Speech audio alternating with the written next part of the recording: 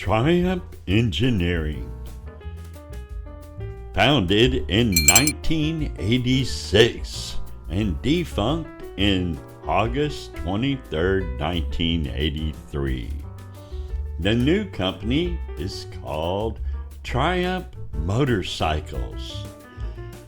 The original company was started by Siegfried Bettmann, who had immigrated from Nuremberg, part of the German Empire, to Coventry in England in 1983. In 1984, age 20, Bettmann had founded his own company, the S. Bettmann and Company, import-export agency in London.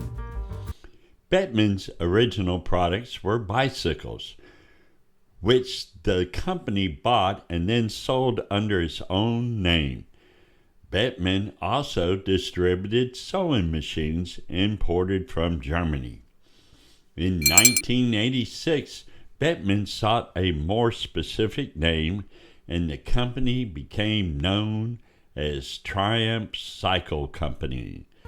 A year later, the company was registered as the new Triumph Company.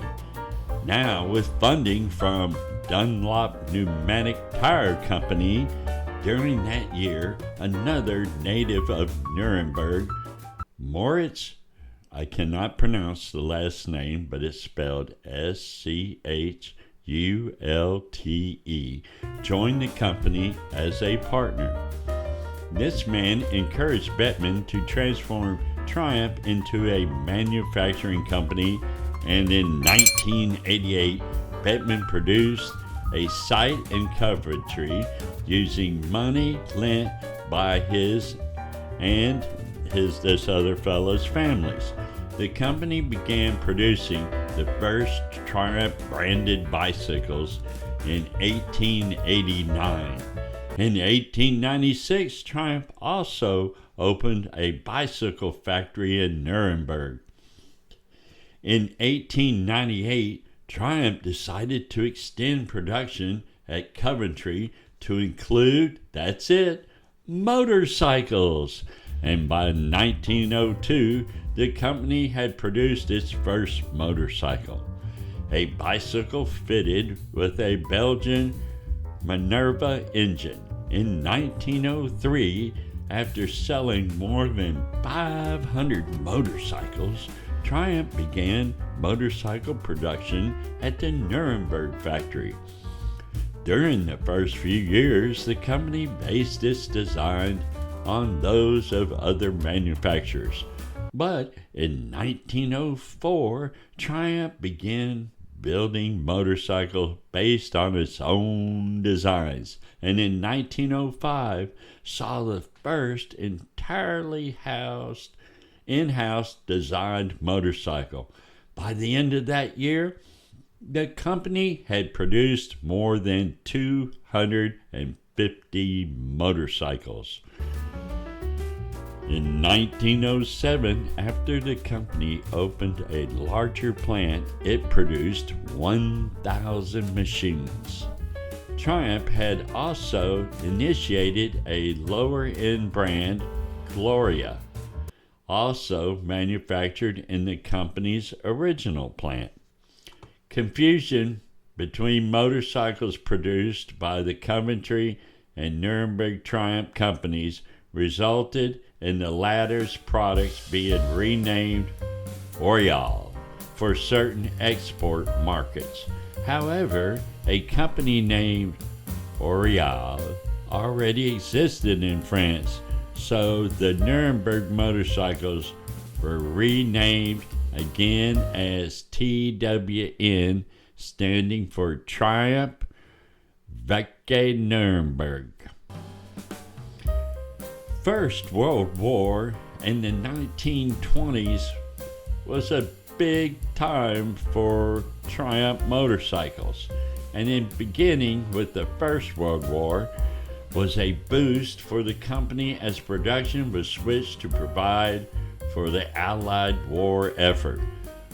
You're not going to believe this, but right off the bat, more than 30 30,000 motorcycles, among them the Model H Roadster, also known as the Trusty Triumph, often cited as the first modern motorcycle, were supplied to the Allies.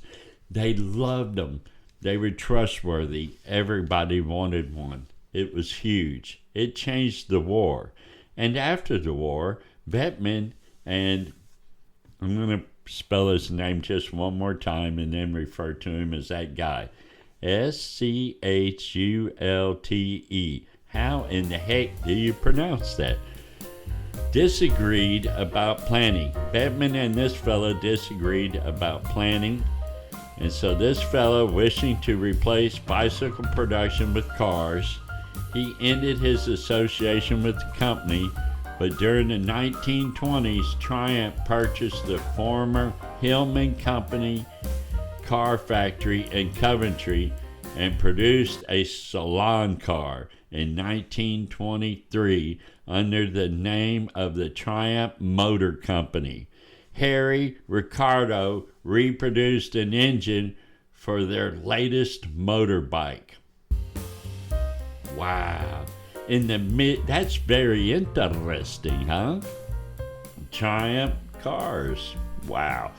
By the mid-1920s, Triumph had become one of Britain's main motorcycle and car makers, with a 500,000 square foot plant capable of producing as many as 30,000 motorcycles and cars each year. Triumph also found its bicycle demanded overseas, and export sales became a primary source of the company's revenue. Although for the United States, Triumph models were manufactured by license. Wow. Okay, so I think it was Sears somewhere. I need to look that up from my other documentary. There's probably a link to it right now up in the corner where I talk about that, because I already covered that, and you'd think I remember everything, so I could. Right now, it's above my pay grade.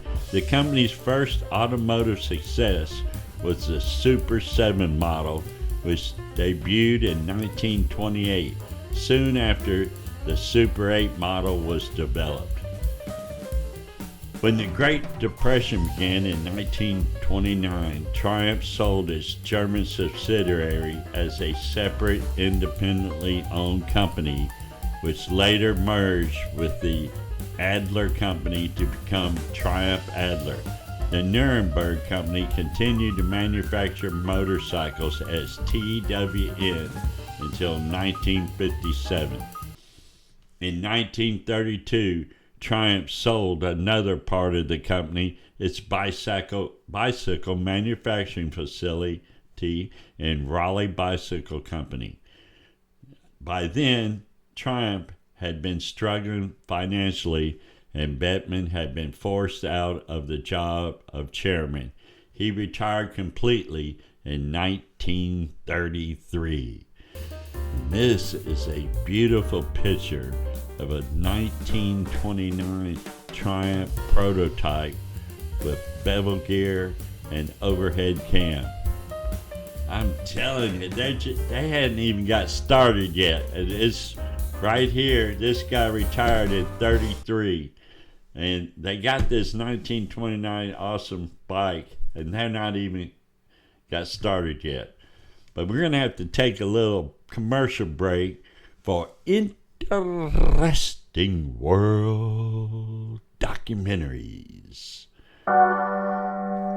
Triumph.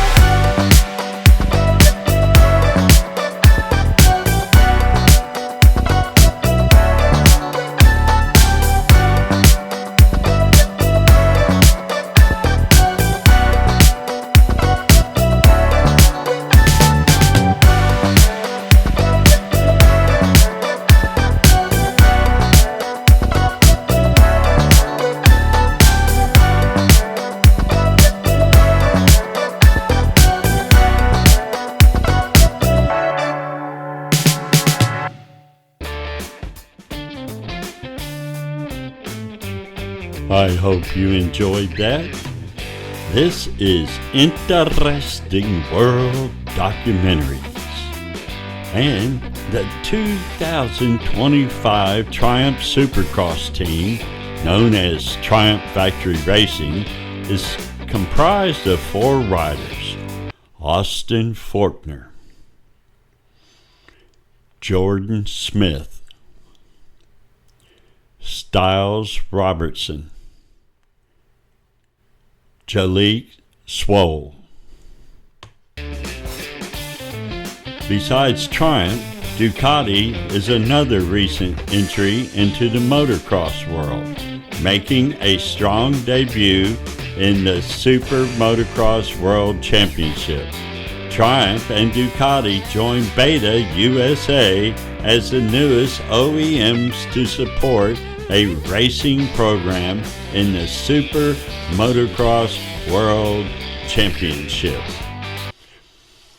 Later, we will cover from 1936 into the Second World War, post-era, and into the current times of Triumph motorcycles, right here on Interesting World Documentaries.